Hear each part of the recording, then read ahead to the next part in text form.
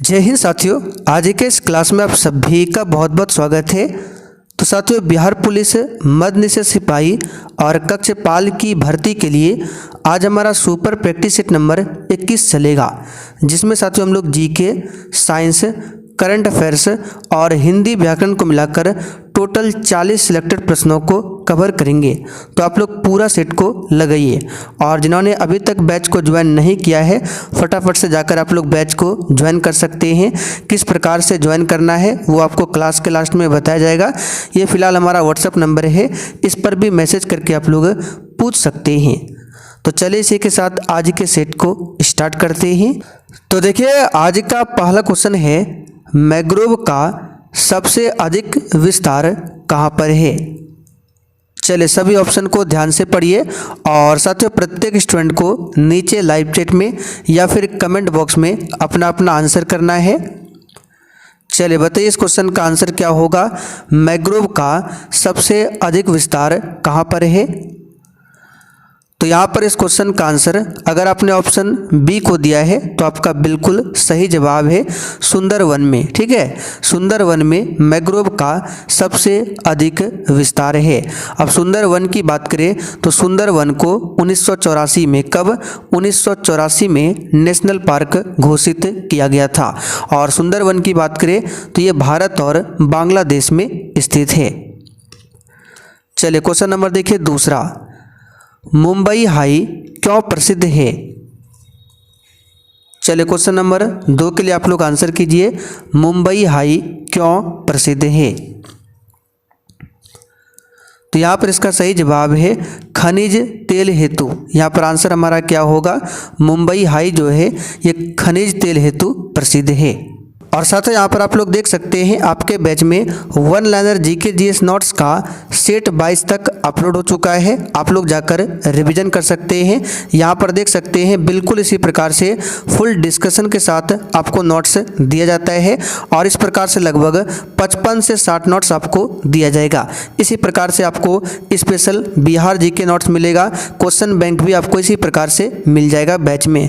Batch को किस प्रकार से ज्वाइन करना है तो ये व्हाट्सएप नंबर दिया गया है, मैसेज करके पूछ सकते हैं। तीसरा क्वेश्चन देखिए, भारत को कुल कितने डाक क्षेत्रों में बांटा गया है। चलिए क्वेश्चन नंबर 3 के लिए आप लोग आंसर बताइए, भारत को कुल कितने डाक क्षेत्रों में बांटा गया है। तो यहाँ पर इस क्वेश्चन का आंसर क्या होगा, भारत को 9 डाक क्षेत्रों में बांटा गया है। यहाँ पर डी वाला आंसर हमारा सही जवाब है, 9 डाक क्षेत्र। यहाँ से क्वेश्चन बनता है, भारतीय डाक विभाग की स्थापना कब होती है। तो 1 अक्टूबर 1854 को। ठीक है, डेट याद रखिएगा, 1 अक्टूबर 1854 को भारतीय डाक विभाग की स्थापना होती है। अच्छा, विश्व डाक दिवस कब मनाया जाता है तो 9 अक्टूबर को। ठीक है, प्रत्येक वर्ष 9 अक्टूबर को विश्व डाक दिवस मनाया जाता है। चलिए आगे बढ़ते, क्वेश्चन नंबर देखिए 4, बिहार में अति जल दोहन से किस तत्व का संक्रमण बढ़ा है। और देखिए जो भी साथी चैनल पर पहली बार आए हैं आप लोग चैनल को सब्सक्राइब कर लीजिए ताकि इस एग्ज़ाम से संबंधित आपका एक भी क्लास छूटे ना। तो साथियों, बिहार में अति जल दोहन से किस तत्व का संकेंद्रण बढ़ा है। तो याद रखिएगा आर्सेनिक का। यहाँ पर बी ऑप्शन आपका सही है, आर्सेनिक। आगे देखिए, भारतीय संविधान में मौलिक कर्तव्य किस देश से लिया गया है।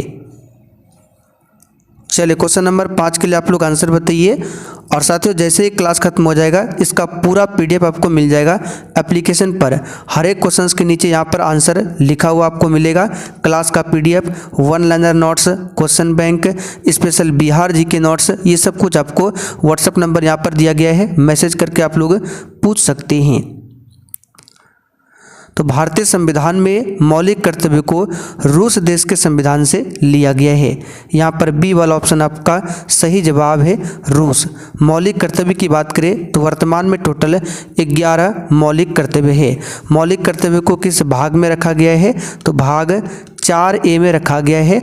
और अनुच्छेद की बात करें तो आर्टिकल 51A में मौलिक कर्तव्य को रखा गया है। चलिए आगे बढ़ते हैं। क्वेश्चन नंबर देखिए 6, भारत के मुख्य न्यायाधीश की नियुक्ति कौन करता है। और साथियों किसी भी क्वेश्चन में अगर आपको थोड़ा भी डाउट होता है तो आप लोग तुरंत कमेंट करके पूछ सकते हैं, आपके कमेंट का रिप्लाई ज़रूर दिया जाएगा। तो भारत के मुख्य न्यायाधीश की नियुक्ति जो है भारत के राष्ट्रपति करते हैं। यहाँ पर पहला वाला ऑप्शन आपका सही जवाब है, राष्ट्रपति। अब राष्ट्रपति से संबंधित कुछ आर्टिकल बता देते हैं जो कि एग्जाम में आता है। अगर आपसे पूछे राष्ट्रपति पद का उल्लेख संविधान के किस अनुच्छेद में किया गया है, तो आर्टिकल 52 में। राष्ट्रपति द्वारा जो शपथ लिया जाता है उसका उल्लेख किस अनुच्छेद में है, तो अनुच्छेद 60 में। राष्ट्रपति पर जो महाभियोग लगता है किस आर्टिकल में बताया गया है, आर्टिकल 61 में। अच्छा, राष्ट्रपति के पास जो क्षमादान की शक्ति है उसके बारे में किस आर्टिकल में बताया गया है, तो आर्टिकल 72 में। चलिए क्वेश्चन नंबर देखिए 7, भारतीय राष्ट्रीय कांग्रेस की स्थापना किस वर्ष हुई और इसके संस्थापक कौन थे। चलिए क्वेश्चन नंबर 7 के लिए आप लोग आंसर बताइए। और साथियों इस एग्जाम के लिए आपको किस प्रकार से बैच को ज्वाइन करना है वो आपको क्लास के लास्ट में बताया जाएगा। तो ये क्वेश्चन कई बार आपको बता चुके हैं। भारतीय राष्ट्रीय कांग्रेस की स्थापना 1885 को हुआ था। ए.ओ. ह्यूम ने किया था। यहाँ पर देखिए सी ऑप्शन में दिया हुआ है। अच्छा, भारतीय राष्ट्रीय कांग्रेस का जो प्रथम अधिवेशन हुआ था वो कहाँ पर हुआ था, तो बम्बई में हुआ था। कब, तो 1885 में ही। और उस प्रथम अधिवेशन के अध्यक्ष कौन बने थे, तो W.C. बनर्जी, जिसका पूरा नाम है व्योमेश चंद्र बनर्जी। चलिए आगे बढ़ते। क्वेश्चन नंबर देखिए 8, वर्नाक्यूलर प्रेस एक्ट किस वायसराय के समय में पारित हुआ था। ये क्वेश्चन भी आपको करा चुके हैं। अगर आप रेगुलर क्लास करते हैं तो बिल्कुल आराम से आंसर कर सकते हैं। लॉर्ड लिटन के समय में पारित हुआ था 1878 में वर्नाक्यूलर प्रेस एक्ट। और इसी वर्नाक्यूलर प्रेस एक्ट को रद्द कब किया गया, तो 1882 में रद्द किया गया। किसके द्वारा, तो लॉर्ड रिपन के द्वारा। लागू किया था लॉर्ड लिटन ने, रद्द किया था लॉर्ड रिपन ने। दोनों क्वेश्चन को आपको ध्यान रखना है। लॉर्ड कर्जन के समय में 1905 में क्या हुआ था, तो बंगाल का विभाजन हुआ था। चलिए आगे बढ़ते। क्वेश्चन नंबर देखिए 9, जनसंख्या में बच्चों की अधिक संख्या किसका परिणाम है। चलिए बताइए, जनसंख्या में बच्चों की अधिक संख्या किसका परिणाम है, तो इसका सही जवाब है उच्च जन्म दर का। किसका है, उच्च जन्म दर। अगला क्वेश्चन देखिए, मराठा समाचार पत्र किस भाषा से संबंधित था। चलिए बताइए क्वेश्चन नंबर 10 के लिए आंसर क्या होगा। और देखिए यहाँ से संबंधित आपको कुछ क्वेश्चन बता देते हैं। अगर आपसे पूछे किस वर्ष को भारत में जनसंख्या इतिहास को तोरी मादर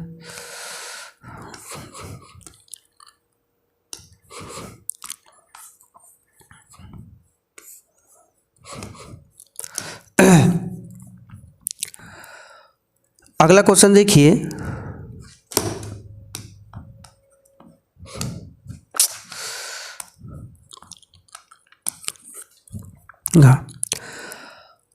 आगे देखिए, मराठा समाचार पत्र किस भाषा से संबंधित था। चलिए क्वेश्चन नंबर 10 के लिए आप लोग आंसर बताइए। मराठा समाचार पत्र किस भाषा से संबंधित था, तो यहाँ पर इसका सही जवाब है अंग्रेजी भाषा से संबंधित था।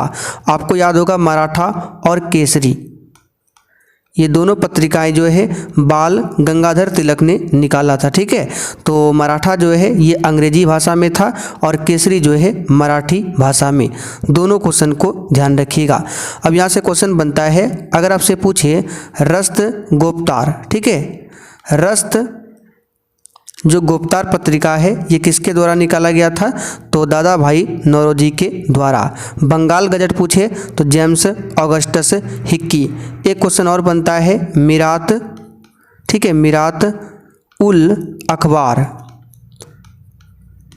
मीरात उल अखबार, ये किससे संबंधित है? तो राजा राम मोहन राय से। आगे देखिए, भारत की जीडीपी में कौन सा क्षेत्र महत्वपूर्ण योगदान देता है? और क्लास में हम आपको जो भी एक्स्ट्रा क्वेश्चन बताते हैं आपको लिखने की ज़रूरत नहीं है, ये पूरा क्वेश्चन आपको लिखा हुआ मिलेगा वन लाइनर नोट्स में, बैच में। तो भारत की जीडीपी में कौन सा क्षेत्र महत्वपूर्ण योगदान देता है? तो इसका सही जवाब क्या होगा? विनिर्माण। सी ऑप्शन यहाँ पर आपका सही जवाब है। ठीक है, ऑप्शन के हिसाब से कृषि, खनन, विनिर्माण, सूचना प्रौद्योगिकी, इसमें से सबसे जो महत्वपूर्ण योगदान है जीडीपी में यह है विनिर्माण का, ऑप्शन के हिसाब से। आगे देखिए, 1913 में हिंदुस्तान गदर पार्टी का मुख्यालय कहाँ स्थित था?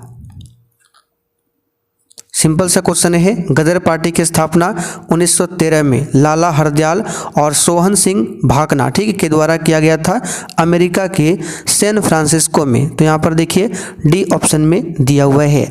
अगर आपसे पूछे रामकृष्ण मिशन की स्थापना कब होती है? तो 1897 में। किसने किया था? स्वामी विवेकानंद ने। सर्वेंट ऑफ इंडिया सोसाइटी की स्थापना पूछे तो 1905 में किया गया था गोपाल कृष्ण गोखले के द्वारा।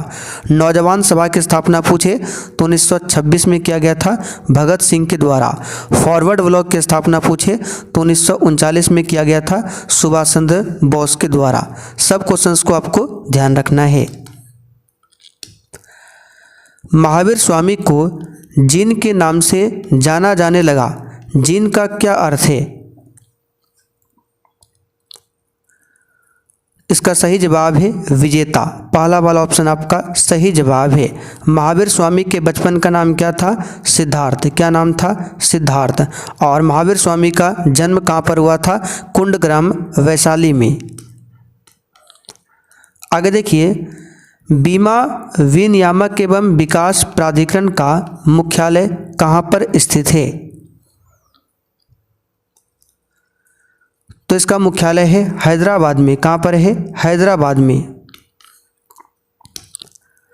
आगे देखिए, उस उच्च न्यायालय का नाम बताइए जिसका क्षेत्राधिकार अंडमान और निकोबार द्वीप समूह के केंद्र शासित प्रदेश पर है।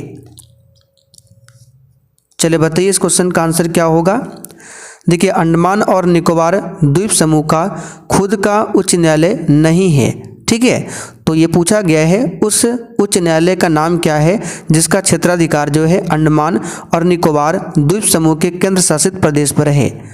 तो यहाँ पर इसका आंसर होगा कलकत्ता उच्च न्यायालय। ठीक है, कलकत्ता उच्च न्यायालय से ही कंट्रोल होता है अंडमान निकोबार द्वीप समूह। तो यहाँ पर पहला वाला ऑप्शन आपका सही आंसर है, ध्यान रखिएगा। वर्तमान में टोटल कितने उच्च न्यायालय है? तो वर्तमान में टोटल 25 उच्च न्यायालय है। कितना है? 25 उच्च न्यायालय है, ध्यान रखिएगा। आगे देखिए, निम्नलिखित में से कौन मालदीव की आधिकारिक भाषा है?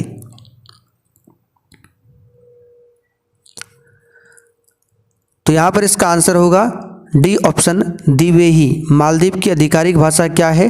दिवेही।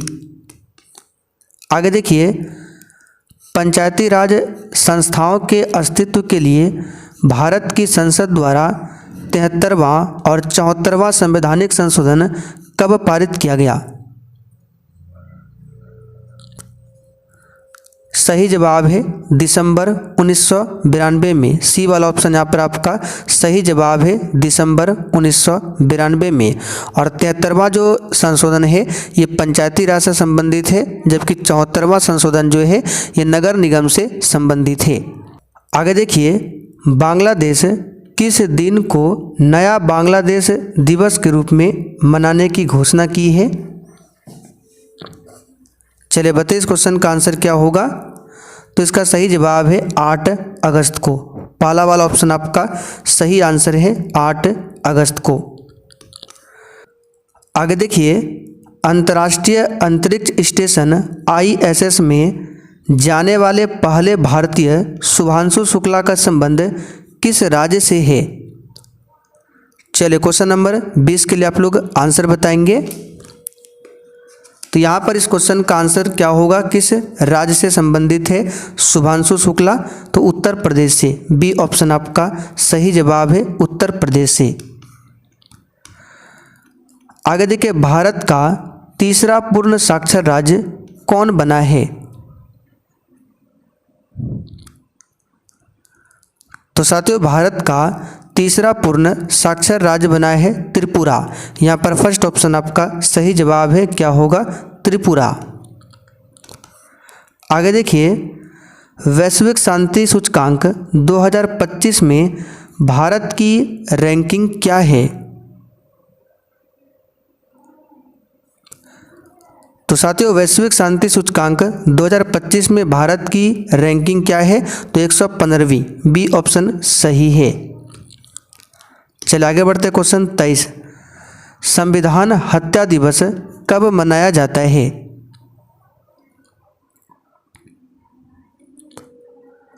तो साथियों, संविधान हत्या दिवस जो है ये 25 जून को मनाया जाता है। यहाँ पर बी ऑप्शन आपका सही जवाब है, 25 जून को। चलिए आगे देखिए, आवर्त सारणी के दीर्घ रूप में अधातुओं को कहाँ पर रखा गया है? चलिए क्वेश्चन नंबर 24 के लिए आंसर बताइए। इसका सही जवाब है पी ब्लॉक में रखा गया है। किस ब्लॉक में? पी ब्लॉक में रखा गया है। अगला क्वेश्चन, जब मैग्नीशियम रिबन को हवा में जलाया जाता है तो कौन सा उत्पाद बनता है? सही जवाब है मैग्नीशियम ऑक्साइड। इसको डायरेक्ट याद कर लीजिए, मैग्नीशियम ऑक्साइड। आगे देखिए, अम्लीय वर्षा का पीएच मान आमतौर पर कितना होता है?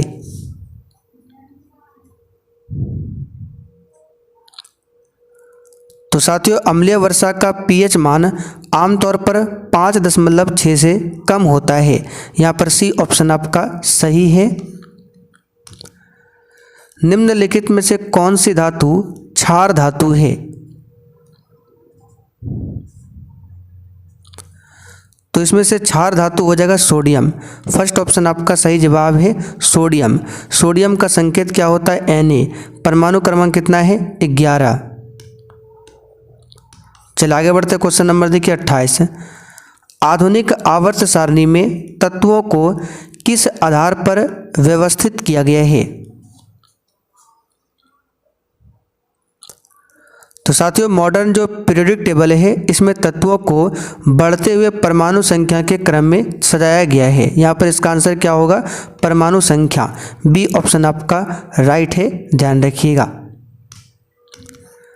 आगे देखते हैं, मनुष्य में वृक्क यानी कि गुर्दा जो है किस तंत्र का एक भाग है?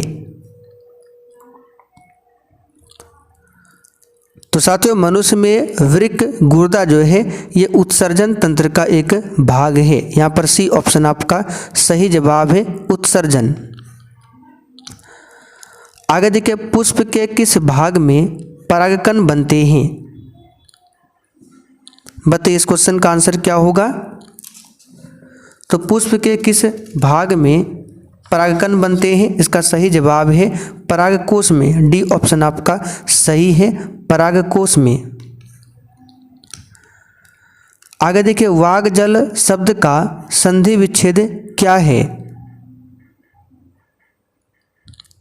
तो वागजल का संधि विच्छेद होगा वाक धन जाल। यहाँ पर देखिए फर्स्ट ऑप्शन में दिया हुआ है वाक धन जाल। ठीक है, इस बात को ध्यान रखिएगा। और ये जो है व्यंजन संधि का उदाहरण है। कर्मधारय समास का उदाहरण कौन सा है? चलिए, हिंदी व्याकरण का क्वेश्चन बहुत ही आसान आता है, फटाफट से आंसर बताते चलिए।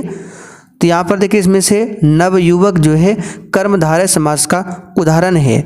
नवरात्रि, नवग्रह ये द्विगु समास का उदाहरण है, क्योंकि इसमें संख्या है नव मतलब 9। तो जिस शब्द में संख्या आए वो आपका द्विगु समास होता है। आगे देखिए, अनुरूप में कौन सा समास है? तो साथियों, अनुरूप शब्द में कौन सा समास है? तो अनुरूप शब्द में समास है अव्ययी भाव। यहाँ पर देखिए बी ऑप्शन में दिया हुआ है, इसमें अव्ययी भाव समास है। चलिए आगे देखिए, कर्म के अनुसार क्रिया के कितने भेद होते हैं? तो साथियों कर्म के अनुसार क्रिया के दो भेद होते हैं, एक सकर्मक और दूसरा अकर्मक। तो यहाँ पर बी ऑप्शन में दिया हुआ है 2। आगे देखिए, चतुरानन में कौन सा समास है? तो साथियों चतुरानन में बहुब्रीहि समास है। कौन सा है? बहुब्रीहि समास। यहाँ पर सी ऑप्शन आपका सही जवाब है। चतुरानन का विग्रह क्या होगा? तो इसका विग्रह होगा चार है आनन जिनके, अर्थात ब्रह्मा। तो चतुरानन में है बहुब्रीहि समास। नील गगन शब्द में समास बताइए। तो नील गगन में कर्मधारय समास है। कौन सा है? कर्मधारय समास। कोसों दूर भागना मुहावरे का अर्थ क्या है?